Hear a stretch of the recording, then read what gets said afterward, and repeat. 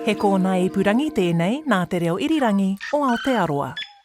This is Mediawatch. I'm Colin Peacock. Since 2017, it's built the sort of audience among younger Kiwis that most media outfits have struggled to engage and scored some scoops that older newsrooms might have missed. And they did it with stuff that was short, sweet and social, as well as long, serious and significant. And some of it even made TVNZ 6pm TV news.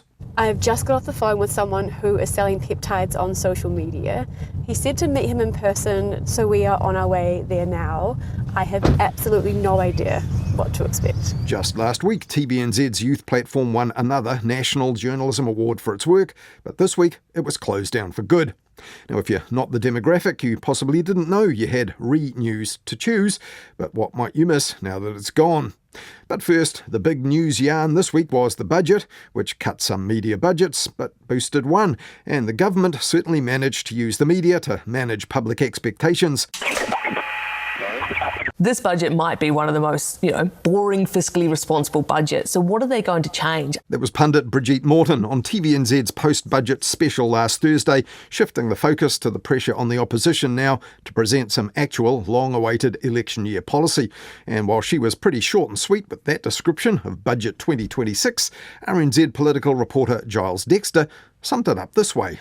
There's a lot of capital money to go around. An extension to the Waikato Expressway, police stations, hospitals, schools.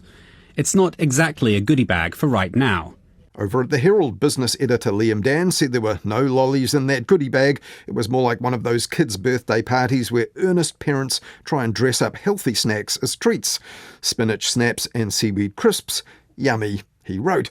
But the no-treat takeaway of Henry Cook at the Post was this. Nicola Willis would quite like you to grow up. She knows you and the country need protein and vitamins and whatnot. But in the run-up to the big reveal on Thursday afternoon, John Campbell put this to the Finance Minister on Wednesday morning. Nicola Willis, boy, we look at your operating allowance, it's cut, but your capital allowance, boy, I think there's room for some lollies in there. News Talk ZB teased its coverage that day like this.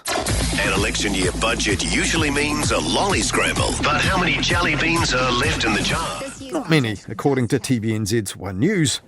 Well, we've been told again and again that there's not going to be any lolly scramble in tomorrow's budget. And a former Finance Minister, Stephen Joyce, told News Talk ZB the same day it wasn't lollies on the menu at all. Is there a rabbit, or is it just what we will expect? I expect that it'll probably be more bread and butter things like education and health. The same day, a Herald update said, yes, no lollies, but plenty of bitter pills to swallow, not least for public servants whose jobs are on the line. And we'd already got that message loud and clear from the media. And in last weekend's Herald, NZME business head Fran O'Sullivan also said the turkeys in power might just be voting for Christmas themselves. Their determination to shrink the state, she said, means we won't need so many politicians in the first place either. Fewer ministers, fewer opportunities for prime ministers and coalition partners to exert political patronage. National backbencher MPs are getting angsty that they may lose their jobs in the election. Join the club. Now, we all knew that the public service job cull was coming well before the budget dropped on Thursday, along with no lollies, because of the usual stream of pre-budget announcements. In recent years, these have been drip-fed to our media daily in advance to amp up the good PR for each move that might prove popular, or to soften up the public for the unpopular stuff when that gets confirmed on budget day. And this time, it wasn't just ministers dripping from their own portfolios. Earlier this month, Winston Peters leaked the end of the university fees-free scheme, even though it's well outside his own ministerial realms. Woe betide any journalist who busts an official embargo quite like that. Also, it was back in mid-May that Nicola Willis set the narrative well ahead of budget day by signalling a reduced operating allowance for a third year running, and those big public service job cuts not long after that. And 2 weeks ago, Mr Peters also announced he wants to buy the BNZ for an unspecified but probably budget-breaking amount. At the time, RNZ's Joe Moyer said that was not serious, it was simply a strategy to get everybody talking about New Zealand first before the budget.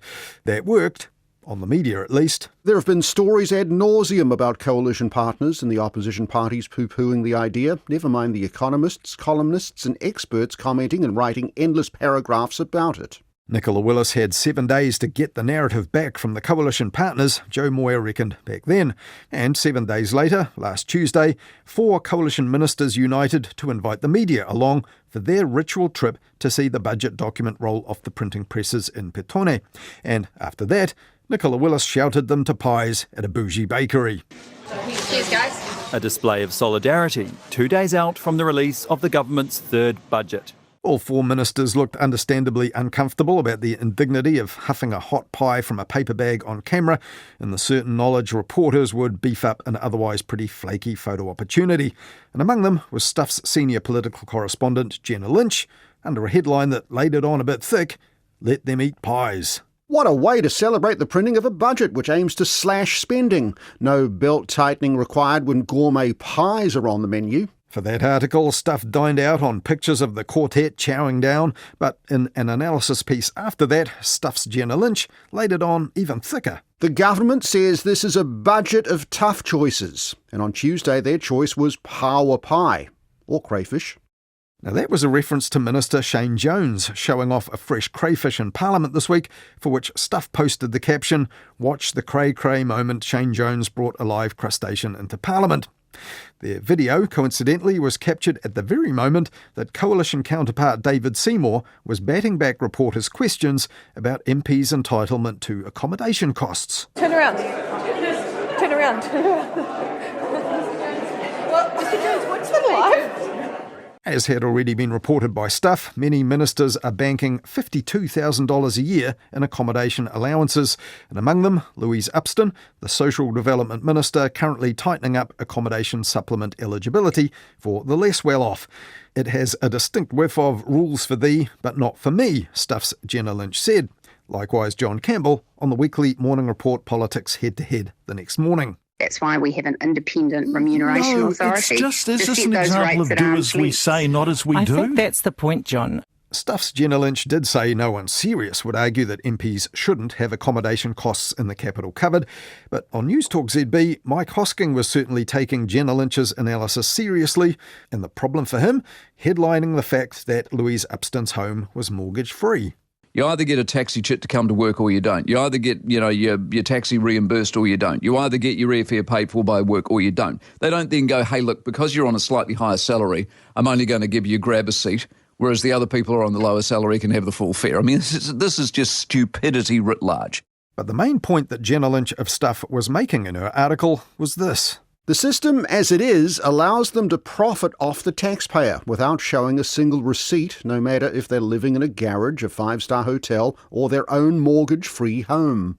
The government used to talk about line-by-line scrutiny of budgets to cut out wasteful spending, and given that they're currently cutting accommodation supplements for those who need it, that does seem relevant right now.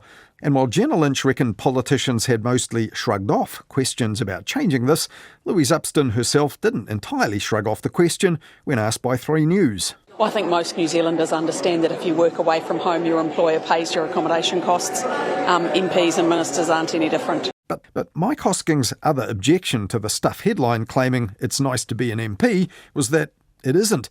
Good people deserve good money, he said on Wednesday, and allowances for the awful hours that are ruinous to their private lives.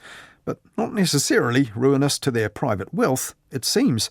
On Wednesday, the Spin-Off's Joel McManus revealed that MPs from the coalition parties acquired at least 25 more properties since changing the laws to favour landlords in this term of Parliament. That's according to the Register of Pecuniary Interests at Parliament, which showed only 2 opposition MPs added 1 new property each in that time. Now, all that's probably a bigger deal than the 4 pies purchased by Nicola Willis on Tuesday, which the media had a lot of fun with, and that crayfish shown off by Shane Jones. And Mike Hosking also reckoned that was none of Jenna Lynch's business either. My guess is he probably caught it himself, so you don't need to be rich. He's the sort of bloke who would have a mate or 2 up north who would give him a crayfish. But Mike Hosking guessed wrong. The coda was koha that came from the south, as Shane Jones himself proudly told reporters on Tuesday. Who gave it to you? Why have you got it with you? Ngāi Tahu have been to see me. I'm not sure if it needs to be declared in my pecuniary interests, but it reflects my stewardship. It's the best fishing minister since 1986. Is it alive? Moving? Yeah, is it? Well, judging by the size of it and current market prices, Shane Jones might just have to declare that tasty budget night dinner. But he was also happy to tell reporters he deserved the treat, one which few families would expect to get for free, a bit like five-figure sums annually for homes they already own. That's small stuff for a government that has bigger fish to fry to fix the economy for us and deploying what one leader called a tough love budget to that end this week. But families doing it tough without such perks for doing their jobs or for their homes would probably not resent the media for probing the entitlements of those in Wellington who do on their behalf.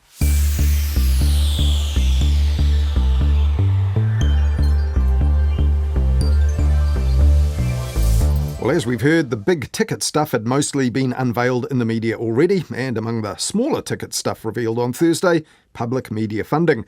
RNZ's funding, cut by 7% last year, has been cut again by 2% for the coming year, the same proportion that Nicola Willis had settled on for most public service agencies, and that's a further $1.4 million cut, bringing annual funding for RNZ down to about $64.5 million. And next year, Nicola Willis has budgeted a 5% cut, and again the year after that.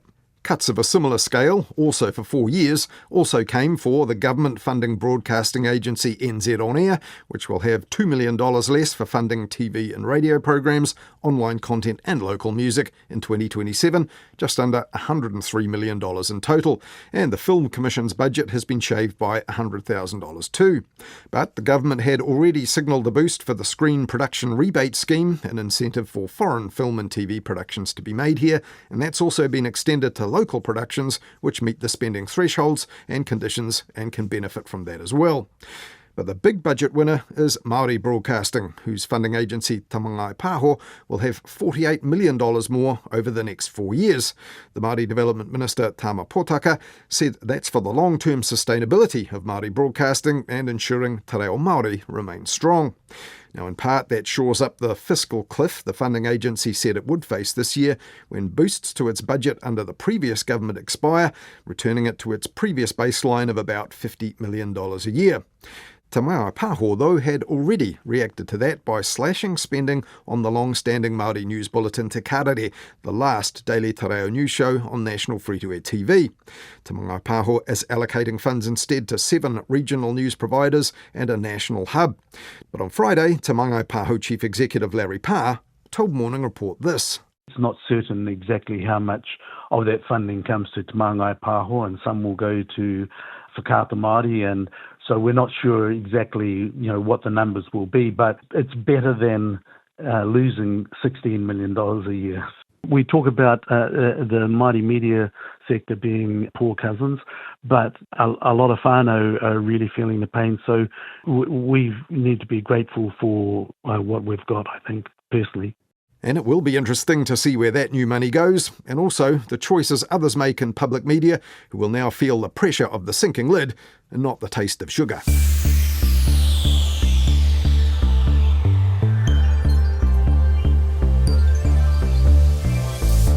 Last weekend, the nation's annual awards for journalism were handed out. And this year, TVNZ's Mikey Sherman wasn't the only awardee who had just lost her job. The prize for Best Video Journalism for the second year running went to Zoe Madden-Smith from TVNZ's freshly defunct youth service Renews, which was extinguished on Friday. Yeah, getting made redundant and winning an award in the same fortnight is pretty wild. So, Mikey, I see you over there. Renews was TVNZ's effort to engage younger people, not necessarily getting their news and information from television, but from online platforms which offer much more than news, the likes of TikTok, Instagram, Facebook, Spotify, and of course the video platform dominating screen viewing for the under-20s, YouTube. And plenty of older online people as well who are looking away from TV these days are also pretty heavy YouTube users. But Renews took over from the live studio-based youth TV channel called TVNZU, which had no news to speak of and fizzled out back in 2016. After 2017, the Renews output was often in the short form that younger people do latch onto. One video, for example, about Te Pāti Māori's young MP Hannah Rafiti Maipi-Clark had 3.5 million views on YouTube, but it was also a gateway for longer and more thoughtful stuff on the platform, For example, Milk and Money, a 6-part documentary series back in 2021, all about the rapid expansion of dairy farming. Now, that was made by Renews's Baz McDonald, who grew up in dairy farm country in Southland himself, and in the series he sat round the table with dairy farmers to talk about it. We're not some massively evil group of people destroying New Zealand. We certainly don't get it right all the time, but we're certainly heading in the right direction.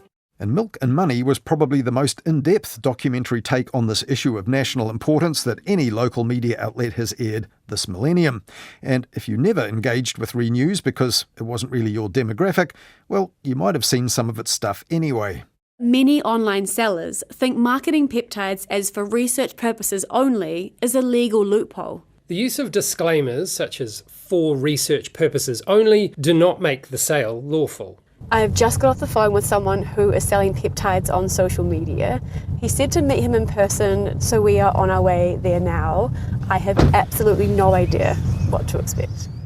Zoe Madden-Smith's report on how to buy potentially harmful peptides via social media aired on TVNZ's One News 2 weeks ago, and it's the sort of story that a newsroom without a connected and social media savvy staff might miss, but you're less likely to see that from now on in TV or TVNZ Plus news sections. And when picking up her award last weekend and farewelling Renews, Zoe Madden-Smith had this message for her former employers at TVNZ. Thank you for the putia and the support up until now. I hope that you invest in youth journalism again because it's vital to our democracy. How can we expect young people to engage in our political system if the fourth estate so often sidelines their voices or fails to even reach them sometimes? So I hope that you reconsider and you look into this in the future. By the time of this week's closure, Zoe Madden-Smith was one of just 3 journalists who were keeping Renews going. TVNZ told Mediawatch this week it just couldn't find an ongoing way to fund this work, though they say they're proud of what Renews has delivered. And as for the content, they say it will be available on the One News and TVNZ Plus sites with the same sort of lifespan as other TVNZ news and current affairs content.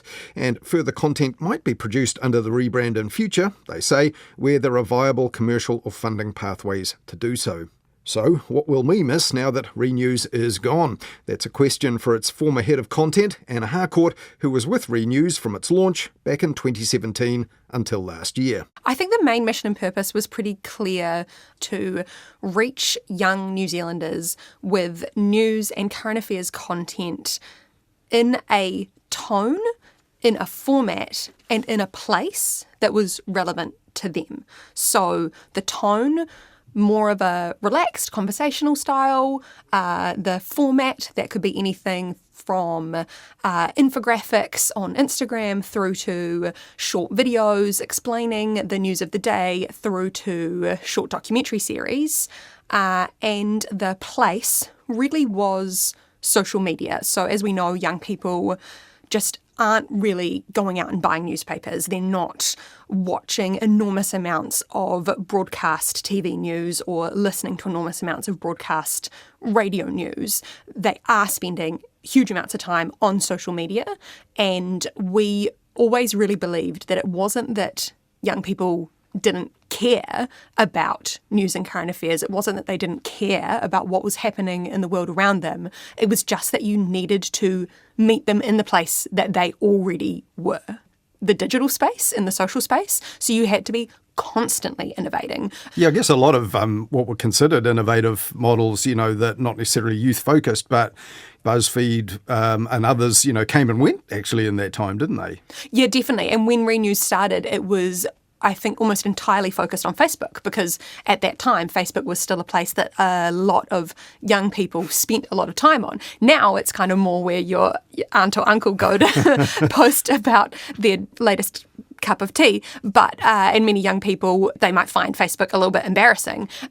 So then that meant constant pivot. So then that meant, we had a website. We also had YouTube. We also really moved into the Instagram space. 2020 was really where Instagram hugely took off for us with the COVID lockdowns and the start of, we did daily infographics of the COVID cases that people found a very digestible way to consume that information that wasn't intensive, it wasn't overwhelming, but it could give them the news that they needed. But then we also, over the years, then moved into TikTok. So yeah, it was really a case of just constantly adapting to where young audiences were. Did you fear that you might end up, or Ree might have ended up, kind of orphaned or ignored by the big parent organisation at TVNZ? Or did you feel like you were part of TVNZ and not something out on your own?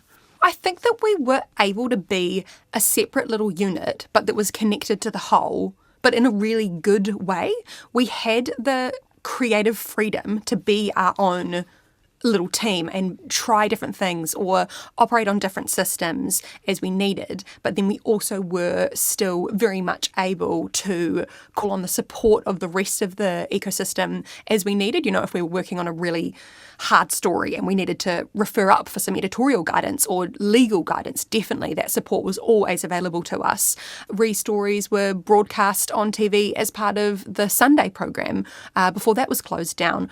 Our reporters would go on breakfast in order to talk about their latest stories or what was going on for young people. All of our articles were published on the One News website, or our stories would sometimes be on broadcast on the 6 o'clock news. So I think we had that cross-pollination, but we were also allowed to be our own little unit. As an example of that, Zoe Madden-Smith, who recently won a New Zealand Media Award, I think 2 years running in that video category. Yes. She did a story, it was her investigation about the availability of peptides. When that went on the 6 p.m. news, is that a story that you just don't think the traditional newsroom would have got? That's something that a lot of older New Zealanders would just have no idea is going on. Absolutely no idea. But Zoe was well aware of it because her social media feed was filled with it. People in her real life were talking about it. I mean, even MedSafe has now put out an alert about peptides. So that's the kind of thing that's going to be widely reported on. You know, that alert was put out after Zoe's story. But it's absolutely not the case that One News wouldn't have necessarily, ever come across that. But I do think that there is a very strong case for hiring younger reporters and letting those younger reporters specialise in youth issues. I think there's a lot of young reporters at every media organisation, but a lot of the time they're assigned to general, and so they're having to spend their time reporting on, a car crash or a state highway closure. And if they come across something really interesting, they might have to, that's really relevant to younger audiences, they might really have to kind of squeeze it in on the side. We were able to, and we really actively focused on thinking about how we approached our storytelling to make it more engaging, particularly because with anything on social media, you have to stop the scroll. So if you're a 21-year-old and you're on your bus on the way to uni and you're scrolling your feed, you are not actively choosing to consume news. So when something comes up in your feed, it has to be engaging enough that it stops you in your tracks and you go, oh, what's this? And then all of a sudden, you've watched 3 minutes of an explainer on the latest piece of legislation that's coming out of Parliament. When Renews was whittled down from 10, I think, in staff to 6, that was in the cuts that hit in 2024. A lot of coverage went on the TVNZ Sunday Show, Fair Go program, but Re was caught up in that, but perhaps not headlined as much. At that point, did you kind of fear for its future? In 2024, there were actually 2 redundancy rounds that cut the Re team. So initially we were cut from 10 to 6. And then about half a year later, that 6 was cut down to 4. So it was, it definitely was a time where across the board, I think a lot of people were quite worried about what their future was going to be in journalism. And do you know when it became clear that the service itself and the brand was going to effectively close down? I believe it was over the last couple of months. By the end of 2024, it was down to a team of 4. I left in 2025, and then that role wasn't replaced, so it was just a team of 3. Back in 2020, RNZ proposed a youth service that would be based around a music radio brand. I mean, that effectively collapsed because it was controversial, but the effect it would have had on RNZ Concert, those are sort of internal reasons. They launched a pared-back online-based music service called Tahi with the hopes of greater content and journalism to go on that. That lasted, I think, 3 years and a bit. Is it harder for bigger broadcasters who have the resources if they want to do it, or are our bigger media organisations just kind of not getting this right? So I don't think it's hard to reach youth audiences. I think that Renews really proved that. At our peak, we had over 400,000 followers across platforms. We were averaging over 2 million video views a month. 95% of our audience was under the age of 35. So we definitely proved that it wasn't hard to reach these audiences. I mean, it wasn't easy. It was a lot of hard work. It took years to build up to that point. It took a lot of investment on TVNZ's behalf. So I absolutely don't believe that reaching youth audiences should be something that media organisations write off. I think the thing that is difficult is commercialising those audiences. It is very hard to make money on social media. Social platforms are where younger audiences are, but those social platforms don't like sharing their money. So they don't like sharing the money back with the journalists who are making the stories. So it is very hard to commercialise. And so that means that for any commercial news organisation, like TVNZ, it has a mandate to be a commercially sustainable organisation. It is a difficult position for an organisation like TVNZ to be in that is required to make money. However, I think for an organisation like RNZ that doesn't have that commercial mandate, RNZ has the mandate to be informing, reaching New Zealanders, young audiences, diverse audiences, digital audiences, and I think that there is very much still an opportunity in that space.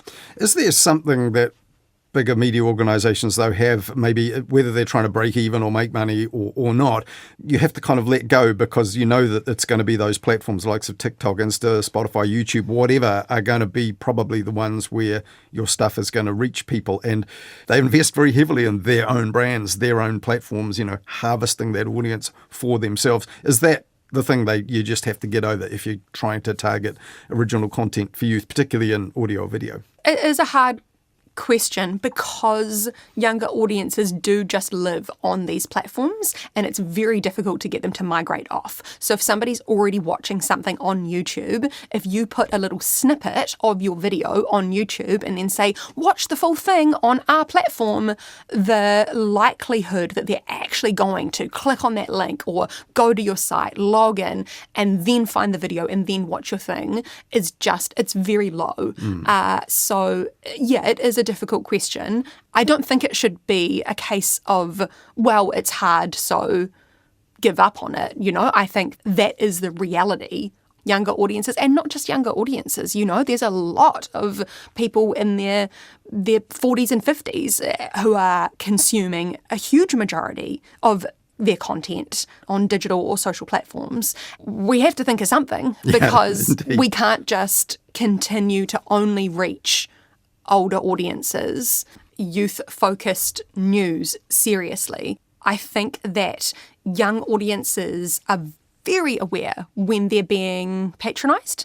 And so if you try and do anything that's like, hey, fellow kids, that's going to be such a turn-off to an average... Steve Buscemi with the backwards hat on the skateboard. Holding the skateboard, yeah. That's going to be a huge turn-off to any 21-year-old.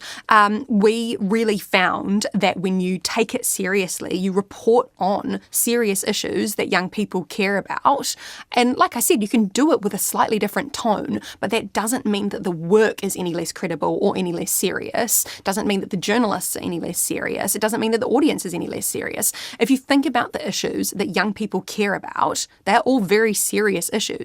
The economy, their futures. Are they going to be able to get a job and have a career in this country, or do they need to move overseas? Yeah. Is that a tough sell though too? Because there was quite a bit of content often about people, individual young people with people struggling with certain issues of illness or identity or circumstances. Is it the same for youth, or is there a different appetite?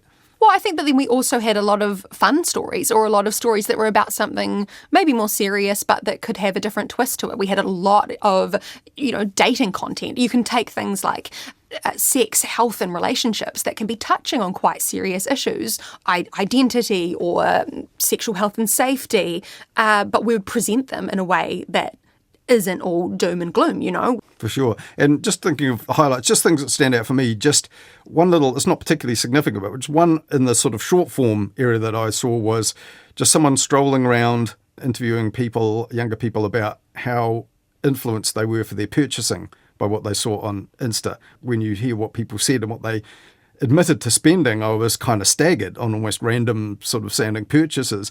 And that's the sort of thing I thought, you won't see that, in a regular media story. And then most ambitious thing, and we talked to Baz on the program about it back at the time, I think it was 5 or 6 years ago now, but the Milk and Money series, a 6-part documentary series about dairying. Those are a couple of things that stand out from the output down the years for me. What about for you? What are the highlights you would pick out? Some real highlights definitely were when we won at the New Zealand Media Awards the Best Specialist Publication 2 years running. That was a really special moment. It's 2023 and 2024. We were also a platform for documentary series, so as well as producing them ourselves, things like Still Here, that was looking at the experiences of Pacifica families who were living in inner city Auckland, areas that previously were Pacifica strongholds like Grey Lynn, but that have been gentrified. Other highlights include we did the last election, the youth leaders debate, TVNZ's youth leaders debate, and we always tried to centre the voices and make sure we were interviewing young people themselves. And the number of people who said to us, thank you so much. I don't feel reflected. I don't hear my stories told. I don't see people like me being interviewed. But I felt comfortable sharing this story with Renews. And I think that for all of us as journalists, those were the moments that really stayed with us.